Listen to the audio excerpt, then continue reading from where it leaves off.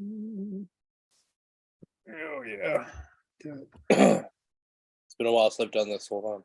Oh, that's fine. It's New Year, John. What? It's only 2 months into it. We're on month 3. It's still early.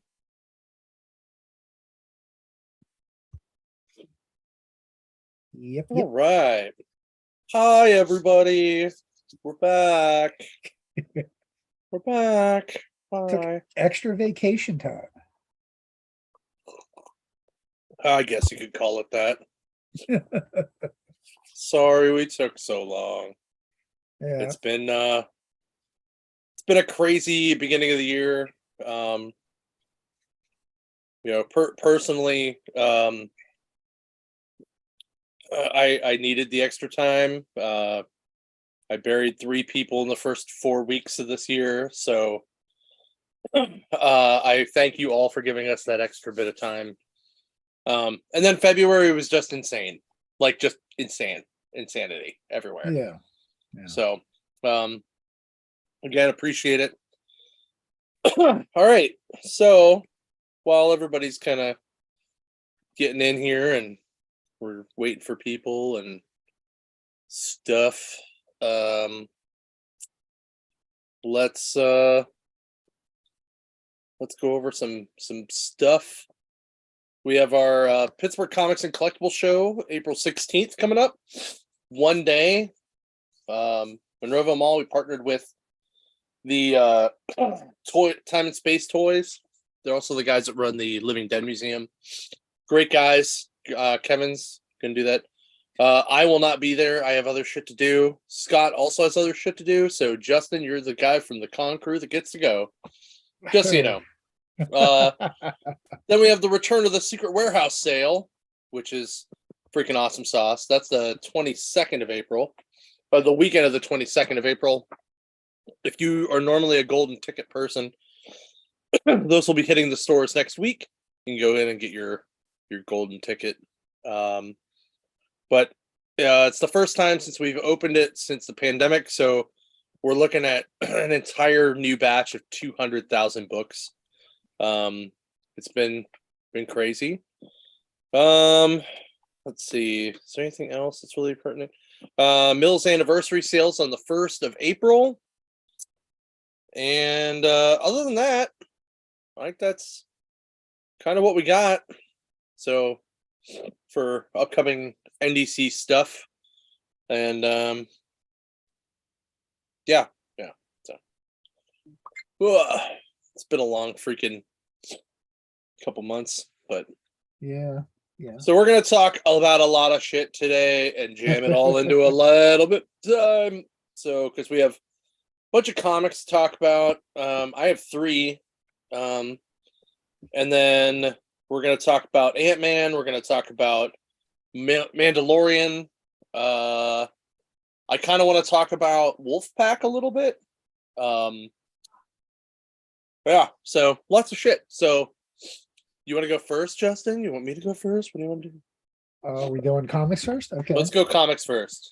Well, I'm doing it this way because there not a lot came out this week, but the beginning of this year so far has had some interesting books, some interesting series.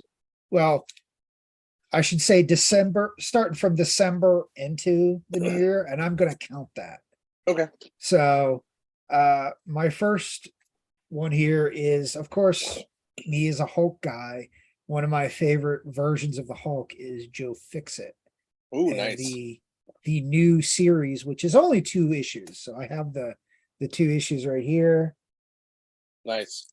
And I tell you what, was it the 3 guys that I love writing Hulk so much is Peter David, who's currently writing this, Greg Pak, who's writing the Planet Hulk Planet Hulk stuff, and then I want to say that Ewing, who did Immortal Hulk.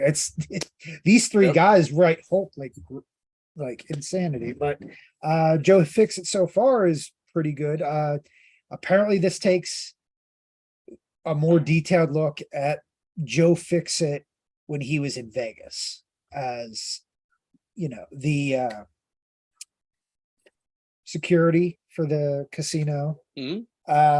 And it starts out with a bang. First issue right off the bat is Kingpin comes onto the scene in Vegas and tries to take over this casino to get his foot in the door in Vegas. And you know how Kingpin is. He's, for a human guy, he's pretty powerful. He tries to intimidate the casino, the head of the casino, and he calls on Joe Fixit. And of course, Kingpin's men are shooting at him. Joe Fixit just sits there and chuckles. He's like, "This tickles." And he just kind of swats the guys away. Literally just flicks his wrist and swats these guys away. Kingpin comes up to him, gets in his face, and he thinks he can take the Hulk down here. I don't think they realize this is the Hulk though, by the sounds of it, just because before this, the Hulk was just someone who didn't speak or had any sense of intelligence. Right. Plus he's green and this guy's gray, so I don't think they haven't figured it quite out yet. Although somehow they squeezed Spider-Man into this. Apparently Peter Parker was doing a story for the Bugle in Vegas and just happened to coincide with this. I don't know how they squeezed that in, but they did. So Kingpin takes a swing at him.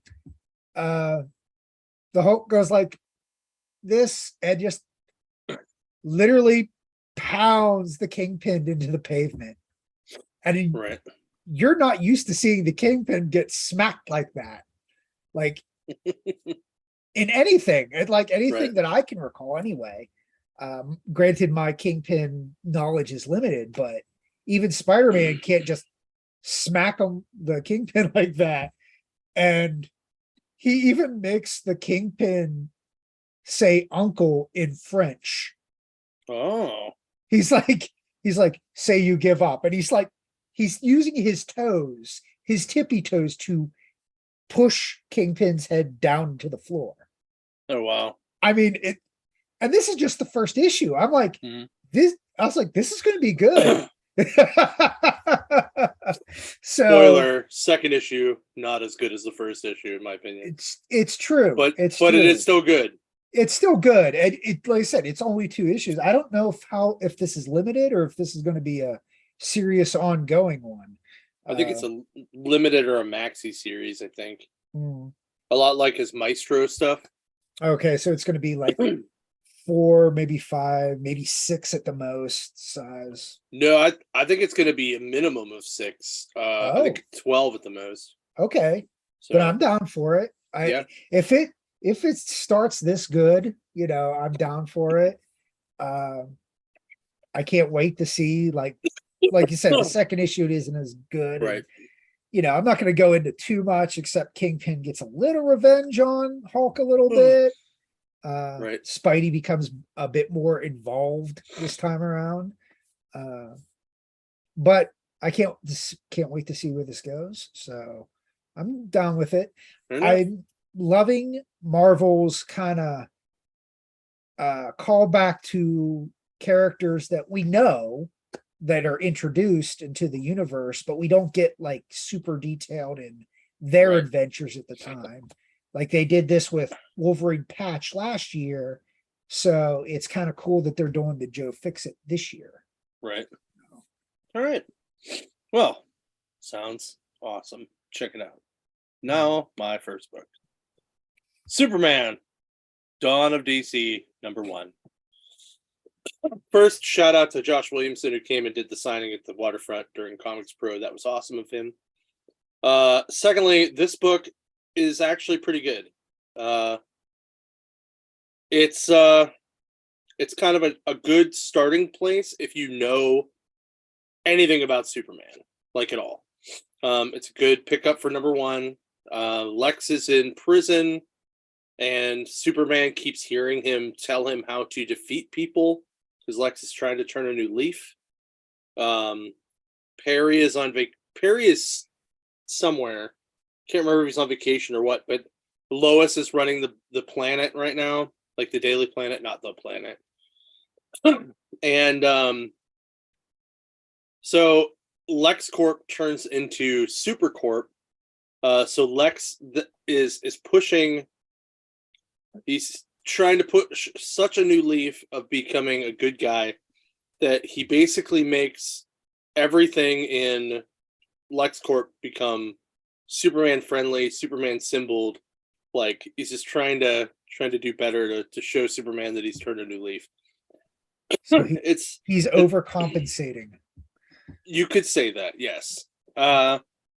It's very good. It's not too overbearing, and I thought it was a good read. The art's fantastic, but it is a good starting position. It's a good number one. I really dug it. So, and I'm not really a big Superman guy. I haven't read Superman since Tomasi, and I really enjoyed it. So check it out. Okay. I was gonna say I know Cope would be he'd be raving about it.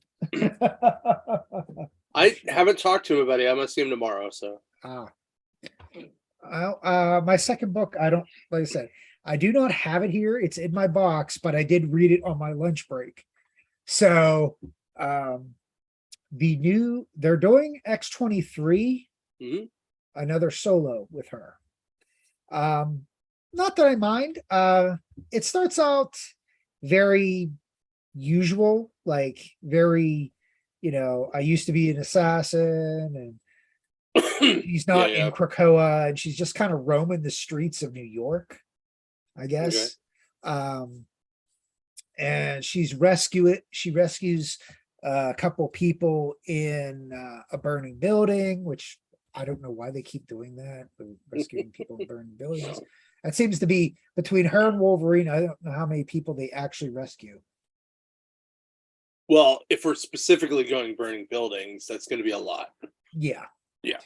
But they're sitting there, and she's in her own head. It seems like it's a very, she misses people. She doesn't know if she's doing redemption or she's a true hero.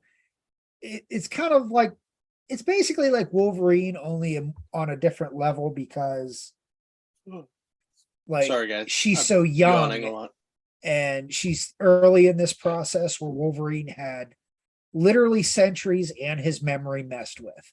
So he's not nearly as gothy, to put it, and emo as she is. But the book, Wolverine. Yeah. But they do they try to get an interview with her while she's like recovering. And she's like, please leave me alone. I did this to help people. Please leave me alone. And then she goes off. Now they do a recall to all new Wolverine, where you got introduced to, I forget what her name is. It's one of the women who trained her while she was being trained as an assassin. Okay. I can't recall her name right off the top of my head, but she sees, I guess they've been keeping an eye on her because they want her back to do their bidding. Whether this is a Weapon X, I'm assuming it is some branch of Weapon X of some sort. Okay. But they send in this kid who's like a UFC. He has powers apparently. And apparently it's someone that's from her past that like she killed like one of his relatives. I think an older brother or something by the flashbacks that they're showing. And the book pretty much ends on, they release canisters of smoke that block her healing factors. So she doesn't have her healing factor currently going into the next book. and this dude's ready to fight her, and he's like, I'm gonna kill you, and that's the end of the book. So it's an interesting first read. It seems like it's a very typical X-23 book so far. Yeah. Most of her books are very this way. So let's see how long this will last. I know the last series was not as good. Like, I liked her as all new Wolverine. I know did too. I thought she was fine. yeah, and I liked Honey Badger. Like, it was Right. fine. I enjoyed it. I think they fleshed out her character. This seems like we're kind of going back to our roots of I don't know what I am type deal. So we'll see Right. how it goes and where it is from here. But that came out this week. So this was only issue 1. So let's see where they go from here. God damn it. All right. Sorry. I apparently bagged one of the books I wanted to talk about. But it's cool. We'll do it anyway. It's fine. Boom. Local Man. This book was amazing. Like, so actually, like, yeah. So Crossjack is like this hero. You can see him on the wall there. He's the one on the right. Kind of looks like a mix between like Shatterstar and like Maverick, I guess. Okay. So this team is very like early Image, like Yeah. Looks young, very like young blood. Yeah. So he apparently did something with the leader's girlfriend, who's another one of the girls, who's the girl on the team, and he gets banished to not be able to use his powers or anything. And he has to live back in his home in Farmington. So one side of the book is this flashback of them being superheroes. The other side of the book is him in Farmington now. And they have bad guys that are just as stupid as early 90s teams. And the one guy who is shit, what is he called? He's not the hedgehog. He might be a hedgehog. He is just absolutely stupid and lives in the same town and picks a fight with him at the bar. And because he used a trash can like a shield as a weapon, like the team came and like reprimanded him again.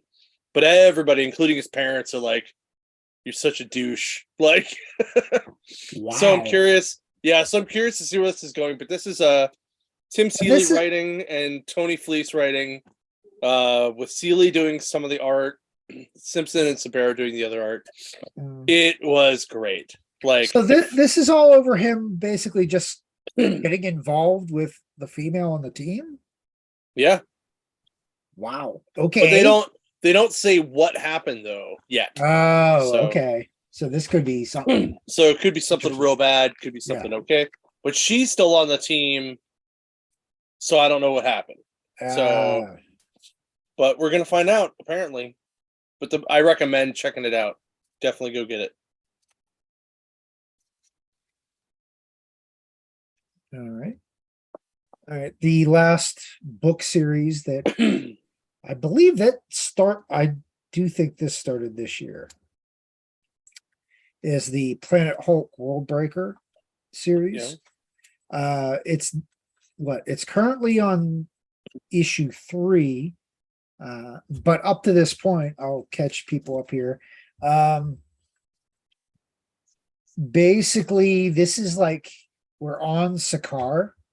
And this is like 1,000 years into the future.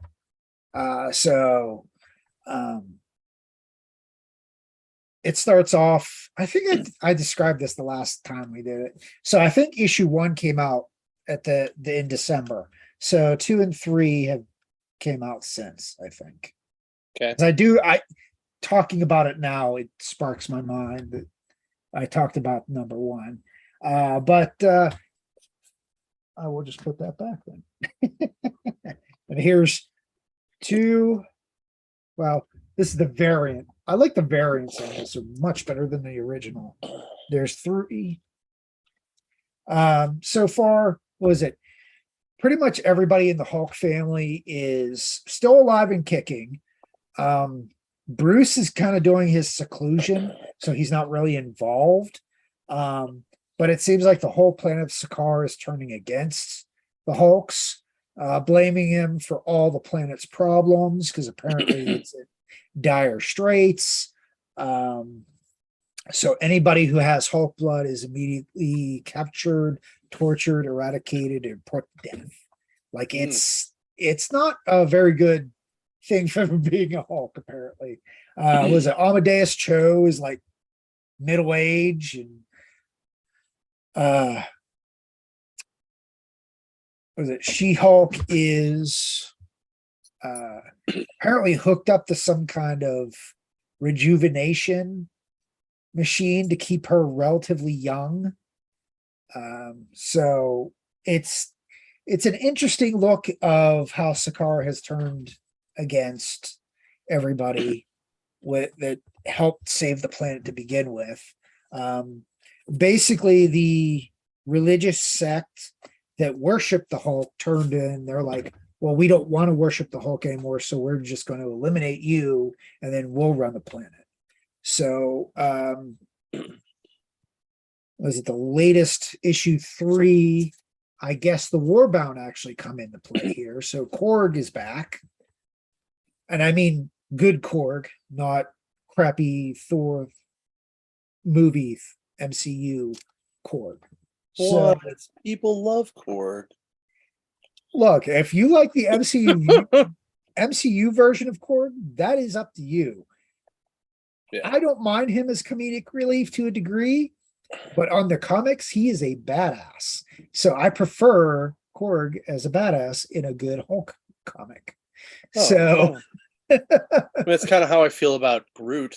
Groot was always a badass in the comics, and then he kept really bitched out in the movies. Yeah. Well, plus he's cute. So yeah, you cutify him. What? It's fine. Yeah. But you sell so much Groot I can stuff. sell so many Groot things. So, all right.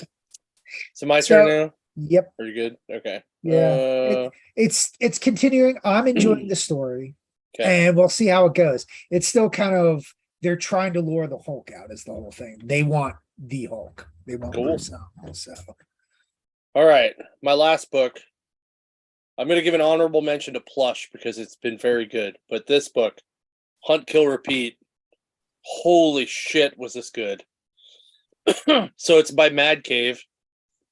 And it's about Artemis, who's on the front there. So it starts out in like regular world. Well, like the gods came at some point and like came down and started really ruling the world again. Okay, it's the only thing you really need to know. Preface of Roman or of Greek and Roman gods. So Artemis decides that she's going to give up her powers, fall in love with this dude, have a baby with a mortal. Zeus is like, "Fuck that! The hell you are!" So he knocks her out, kills her boyfriend. She wakes up, the baby's gone. Like she was pregnant when it happened. Wakes up, she's no longer pregnant, and then proceeds to completely kick ass for like 20 pages, looking for like trying to start to look for her baby. So Kill Bill. This is a Greek version of Kill Bill. yeah. It's like Kill Bill, but it's Artemis. Like it's very, very good. I really recommend it to everybody. I can't recommend it enough. So go check it out. Is that Billy Kincaid art? I see. Ryan Kincaid. Sorry. Yeah. Sorry, I read Spawn again, so I got Billy Kincaid in my head. At least I'm pretty sure. Hold on, let me double check. Ryan Kincaid. Okay. I have him do a thing for. I have a slab of him for art for me. So That's cool. He's friends with Sora. Mm. I mean, we could probably get it for the show, but we'd probably have to pay for him. So, Oh, we know how that goes. yep, that's all I'm gonna say. Oh, So, jing. right. So, all right. Do you have any more books, or are we going to talk about TV and movies now? No, that's all I got. Cool. All right. Well, there was a lot of shit that came out in the last 2 months, so everybody should go check it out. Go to your local shop, check it out. There's a lot of great stuff, including the Hulk Grand Design graphic novel form they kicked out from Jim Rugg. Also, Ed Piskor just announced he's going to have some. They're doing an omnibus of Hip Hop Family Tree. There you go. So go check that out. Yeah, it's gonna be a regular omnibus size from what I hear. So that'll be nice. Yeah. All right. So now it's time we're gonna talk about TV and movie stuff. So if you haven't seen some stuff, you may want to, note the time, come back after you've seen it, and or fast forward so many minutes. Spoilers. Spoilers ahead. So let's talk about Ant-Man first, because that was the biggest thing. Mm-hmm.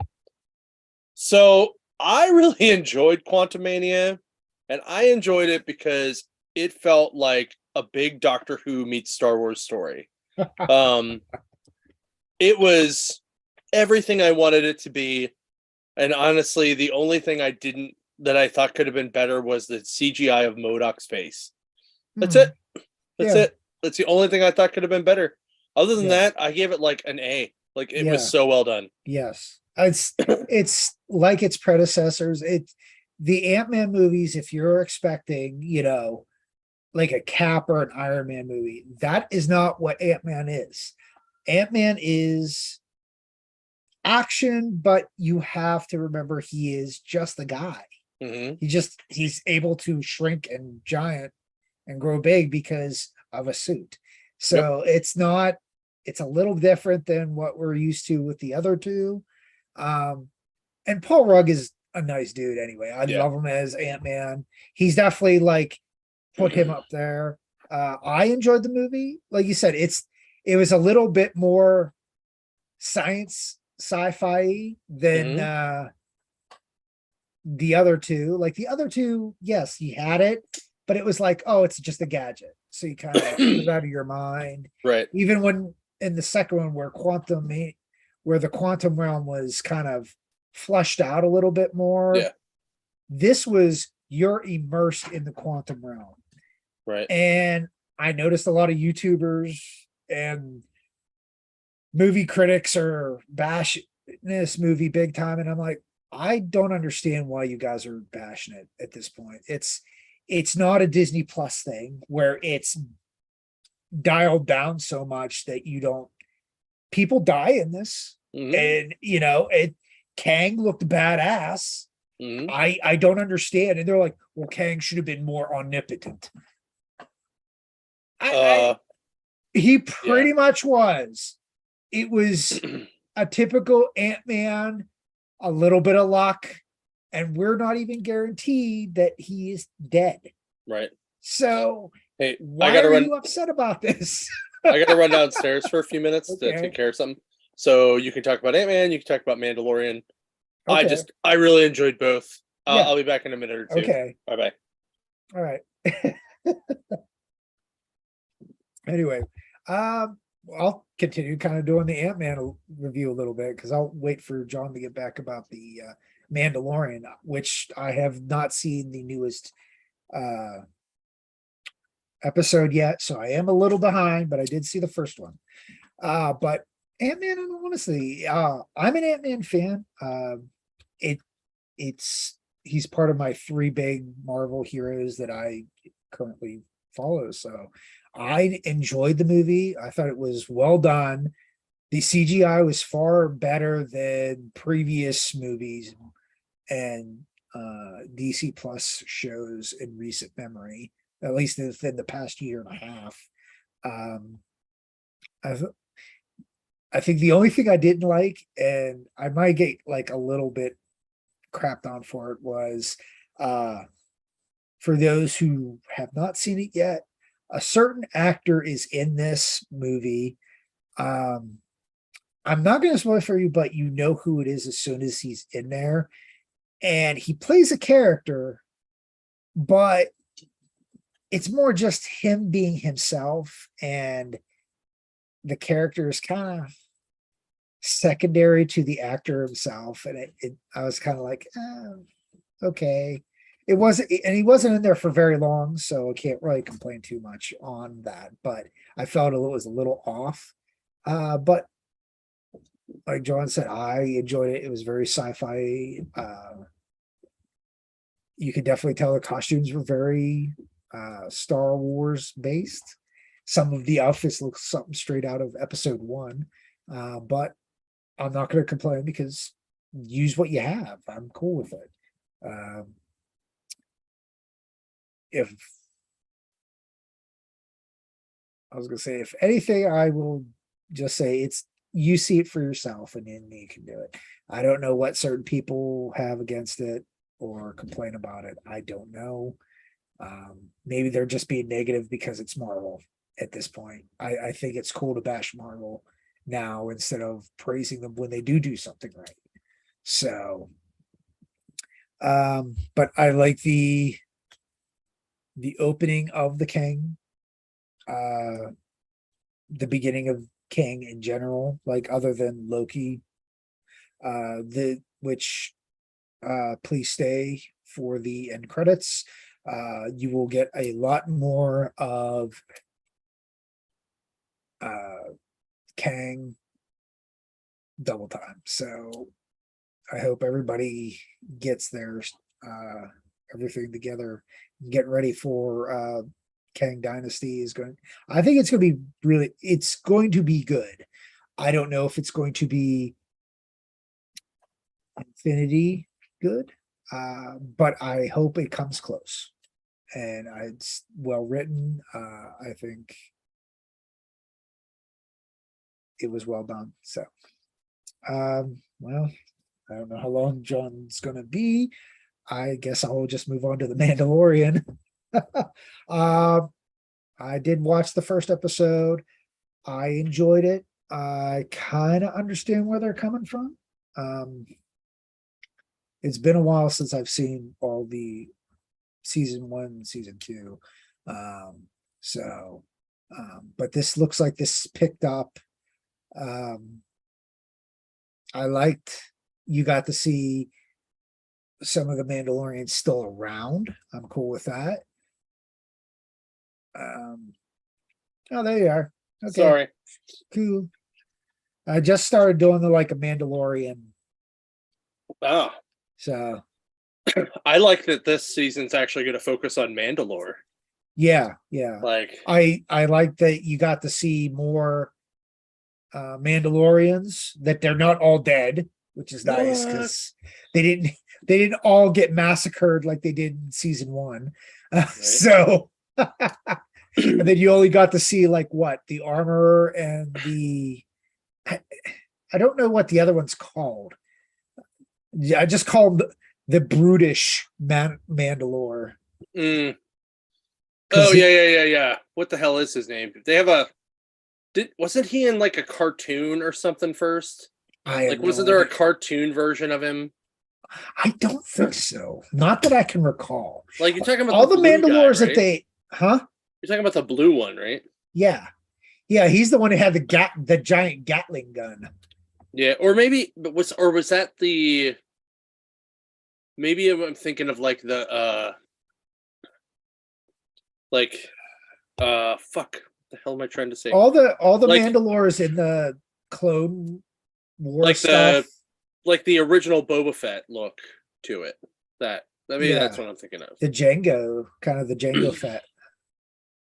No, the actual the concept Mando. Yeah. Maybe that's what I was looking for. Yeah. But I love the ceremony, how they got the ceremony. I'm glad we got to see something like that, because you never really got to see the ceremony and how they indoctrinate the children of Mandalore. And I thought that was pretty cool. And of course, you got the giant crocodile sea monster thing, and that Right. was cool, seeing them like how they would take care of this thing. Although they all looked like they were getting their ass kicked. So Yeah, indeed. it had to take uh it had to take the Mandalorian to come in with his spaceship to pretty much knock the thing and kill it. So but I enjoyed it. I haven't seen the second episode yet, so I am sorry that I haven't caught up on it yet. Oh, So so good. yeah. And there's so much Bo-Katan in this season that I'm already excited about it. Yeah, she looked miserable in episode 1. Like she's like, I was. Oh, she expecting her- continues to look miserable at the first part of episode Oh, 2. I'm sure. I'm sure. Like, I'm surprised. Like they didn't have her like drunk instead of just kind of sitting there brooding. I was expecting her to be Right. like sloshing, and no, she was just like, here's the servant droid, and there's just her, and then they're saying, oh, everybody left me, and I'm gonna be emo chick now. I'm gonna be emo Right. Mander. Um, I was kind of expecting like maybe like Cure in the background. Like, right. Hold on. I'm trying to look up like why I think that looked like Boba Fett. Yeah, so like concept Boba Fett, he had a blue helmet and a yellow chest plate. yeah. So Like I the think toy. that's Yeah. yeah. And I think that's why I think that dude looked like him. It was a nod. Yeah. Yeah. Because like in the cartoon from the animated like I think it was the holiday special. No. Like the cartoon and the holiday special where he's like riding the bantha. Like, oh, you mean the what, the Ewoks and the droid? Oh yeah, that's what I meant. Special? Yeah. Wow. Like that's where he's very blue I'd have as to well. rewatch it. It's been like decades Oh yeah. since I've watched Yeah. I have no. I was gonna say I remember watching it when I was like 5. I can't recall it now. Yeah, but I episode 2 it picks up and it's still very good. I really enjoy it a lot. So some other stuff that has come out in the nerd realm that's pretty awesome right now.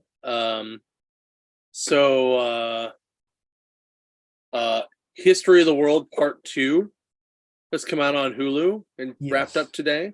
Season 1, by the way. Yeah. So it was really funny because I'm watching it and a friend of mine's like, this reminds me of Drunk History. And I'm like, the first movie was kind of like Drunk History before Drunk History existed. Yeah. So now it's like Sober History with the Drunk History cast.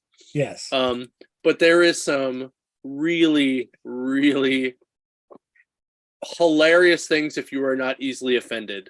I mean, it's a Mel Brooks movie, so you're going to be easily offended. Mel Brooks, and then you add the cast of Jackass. Yes, it's going to be offensive. Well, the cast of Jackass is only in the scene with Rasputin. Yes, that's the best part. It's hilarious. I wish that happened in real life. That would make it way more interesting. Like the scene where they cut his dick off. Hilarious. There are some really, really fucked up Jesus scenes that are hilarious. The foreskin in the bathroom. I watched that and I'm like, okay, I have to leave because I don't think I can handle this anymore. Yeah. Well, this gets pretty nuts. Like, and they do Hitler on Ice, like as promised, as a preview for the second version of History of the World from Part 1, Hitler on Ice. It was hilarious. Because the only people that give him a 10 at all are France. Everyone else gives him a 0 except for Poland. They give him a fuck you, and it's just hilarious. But I really recommend checking it out. It focuses mostly on Jesus, the Russian Revolution, and the Civil War. There's also some awesome West Virginia jokes in it. Oh, Yeah, it's pretty good.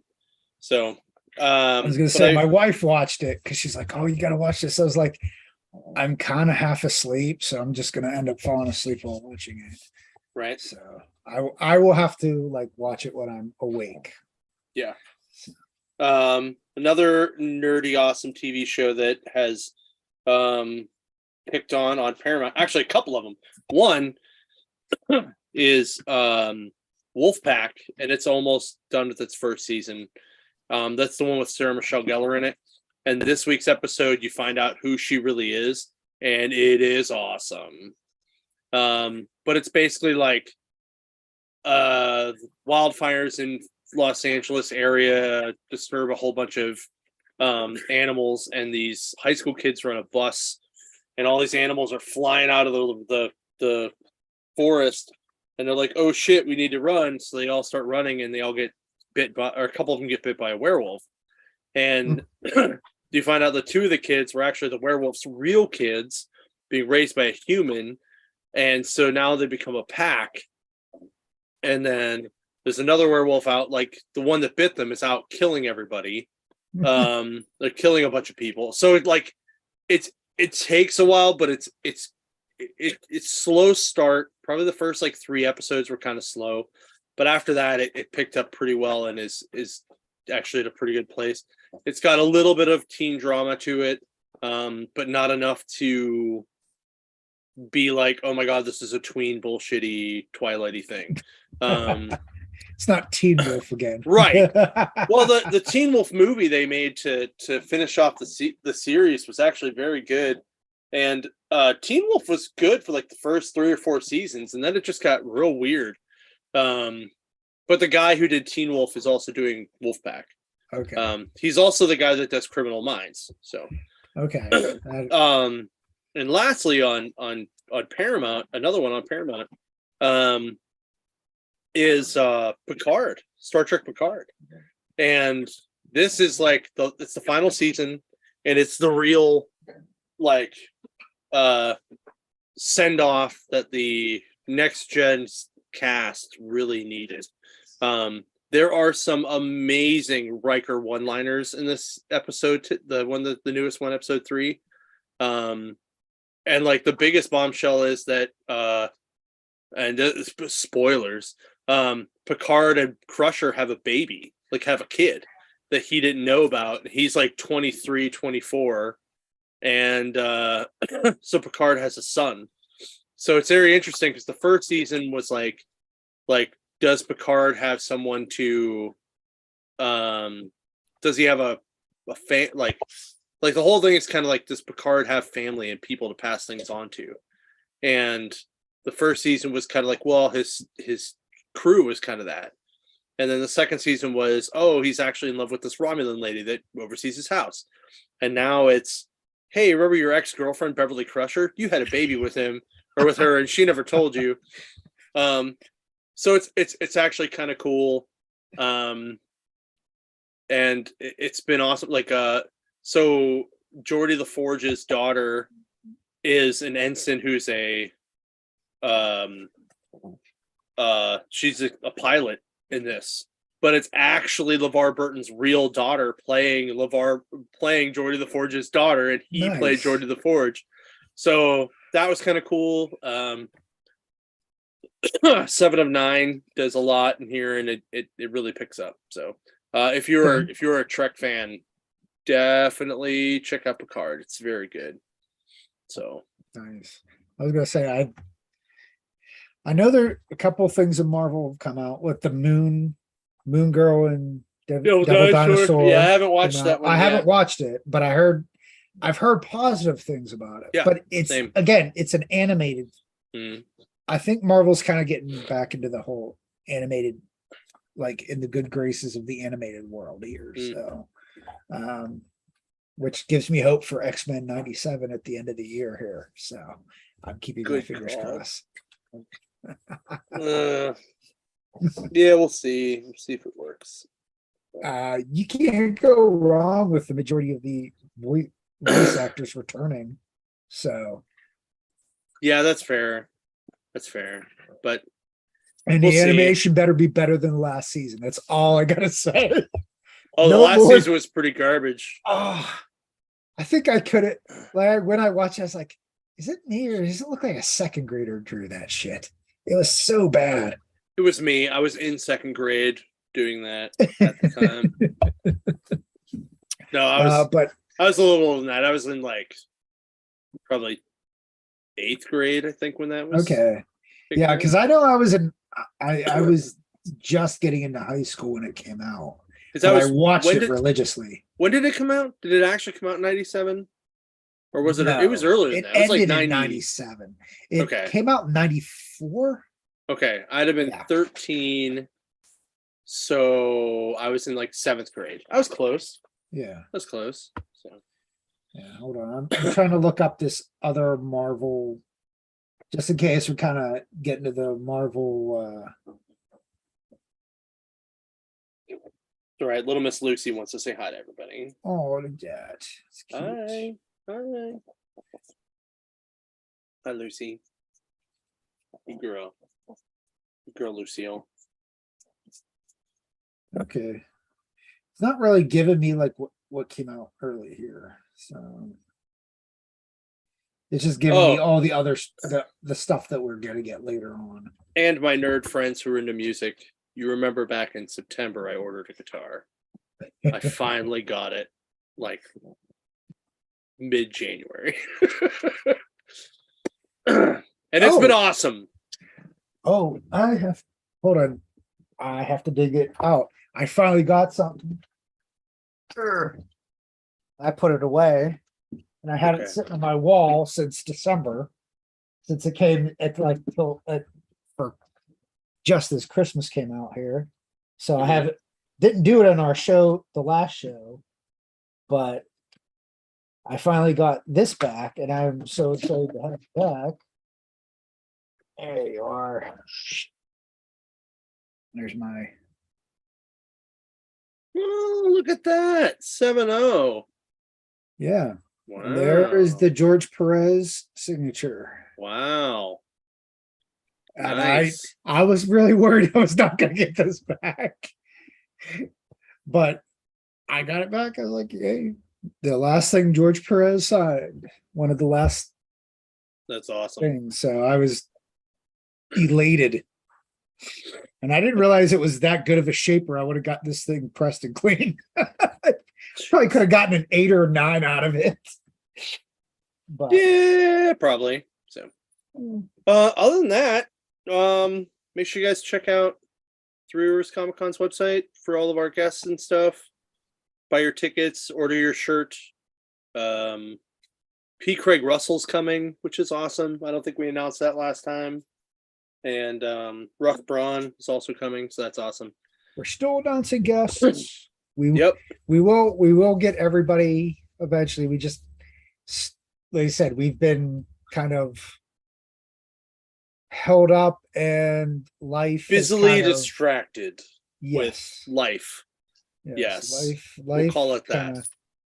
Life So- kind of went on everybody. So, but we're getting our stuff straightened out. We will be making our calls and dropping off posters and Oh yeah. postcards. If you are a shop owner or a business owner, or just want some for your break room, let us know. Our postcards will be in tomorrow. So we're gonna start guerrilla marketing the city in the next couple of weeks. So you'll see it out. You can win tickets at our last cosplay karaoke that's coming up. We just announced our cosplay guests of Silver Fox and Sarah Spector. We have our last karaoke will be sometime in April, and that's pretty much it. I think like we kind of crushed this coming back thing and did it in 50 minutes. Forgot to say thanks for Happy Valley Con for having us. Oh yeah, absolutely. 2 weekends ago. Great first show. Yeah, first Very big show good. of the year for us. So Well, it was their first show ever. Yeah. So they did a great job putting it on. They had some really good guests. I have a lot of hope for next year that it's going to be even better. Yeah. So good job, those guys. thanks also to Classic Plastics for having us there last week. That was a lot of fun. I hung out with those guys down there. Hung out with Russ Cassidy a bit, and James Patrick. James Patrick, who did who did Astronaut Down last year with us, with Aftershock, but he did a variant for us that came out almost a week before the actual issue. So if that book ever gets hot, remember our version, the 250 copies we have, came out first. Motherfuckers. Yep. So you speckers out there, get those suckers graded at 9/8 across the board. Pat Olive variant cover. It's awesome. So but we will claim that fame all we can. So but it's great. James is a great dude. I had dinner with him. We just went to Buffalo Wild Wings and bullshitted for a while. It was a lot of fun. We got to see some other shop guys that I haven't seen. I only get to see like once or twice a year. So it was a lot of fun. I really thank everybody that came down and hung out. And the one guy who bought like half my booth, that was awesome too. Less toys to carry back, right? It's the name of the game. I just remember you messaging me like, so all the Star Wars stuff you gave me, gone. I'm like, cool. All the Funko Pops I took, gone. It was awesome. I basically went with like what I asked for from Butler. It was great. But anyway, yeah. That's about it. You guys have a great night. And I guess we'll check you later. So check you later. See you next week, guys. See ya.